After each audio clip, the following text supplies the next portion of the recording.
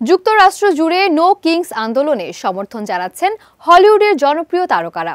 দেশটির 50টি রাজ্যে একযোগে বিক্ষোভ চলছে, যা প্রধানত প্রেসিডেন্ট ডোনাল্ড ট্রাম্পের প্রশাসনের বিরুদ্ধে।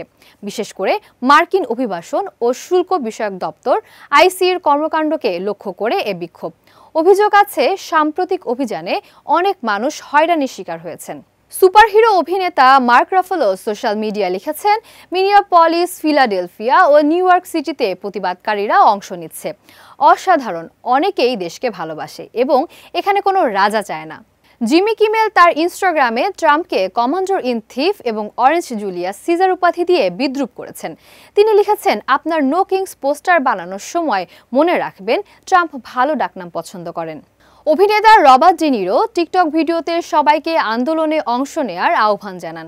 তিনি বলেন, 250 বছর আগে নো কিংস আন্দোলন হয়েছিল। তখন রাজা জর্জ তৃতীয়র শাসন মেনে নিতে চায়নি মার্কিনরা। এখন আমাদের সামনে কিং ডোনাল্ড দ্য ফার্স্ট আছেন। এবার শান্তিপূর্ণভাবে প্রতিবাদ করি। শিকাগোতে প্রতিবাদে অংশ নেওয়া জন কুসাক বলেন, ভীতিকর স্বশাসনের উত্থান মন খারাপ করে। পরিচালক পল শ্রেডার টাইমস স্কয়ারের ছবি শেয়ার করে লিখেছেন, আমি সেখানে ছিলাম।